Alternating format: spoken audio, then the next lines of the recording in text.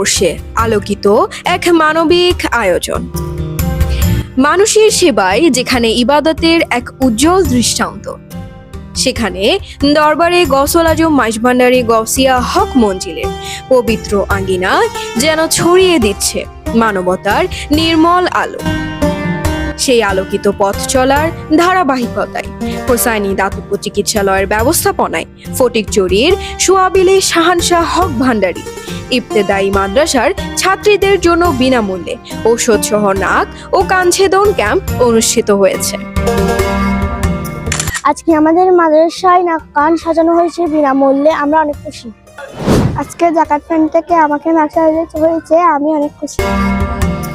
কোমলমতি শিক্ষার্থীদের হাসি মাখা মুখ, অভিভাবকদের স্বস্তি আর সেবকদের আন্তরিকতা, সব মিলিয়ে দিনটি যেন হয়ে উঠেছিল মানবিক ভালোবাসার এক অপূর্ব মিলন মেলা। এই যে আজকের যে নাক কান সাজানো কর্মসূচি উপলক্ষে এলাকার মানুষের যে সুবিধার্থে মানব সেবামূলক কর্মকাণ্ডে আমরা সবাই উৎসাহিত এবং এলাকার মানুষও উৎসাহিত।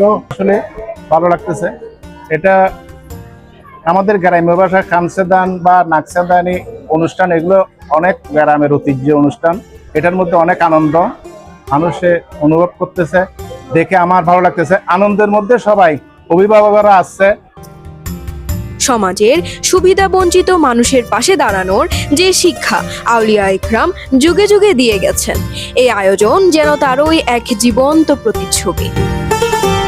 অনুষ্ঠানে সভাপতিত্ব করেন মাইজভান্ডারী গৌসিয়া হক কমিটি বাংলাদেশ কেন্দ্রীয় পর্ষদের সম্মানিত সদস্য মোহাম্মদ লোকমান হোসেন ফকির। প্রধান অতিথি হিসেবে উপস্থিত ছিলেন মাদ্রাসা পরিচালনা পর্ষদের সিনিয়র সহ সভাপতি মোহাম্মদ আব্দুস সালাম। বক্তারা বলেন, অসহায় ও সাধারণ মানুষের পাশে দাঁড়ানোই আউলিয়া ইকরামদের প্রকৃত শিক্ষা। দরবারে গৌসুল আজম মাইজভান্ডারীর আদর্শ যুগে যুগে মানুষকে শিখিয়েছে ভালোবাসা, সহমর্মিতা ও মানব সেবার মহিমা। আজকের এই আয়োজন শুধু একটি চিকিৎসা সেবা নয়, এটি ছিল হৃদয়ের টান থেকে জন্ম নেওয়া এক মানবিক অঙ্গীকার।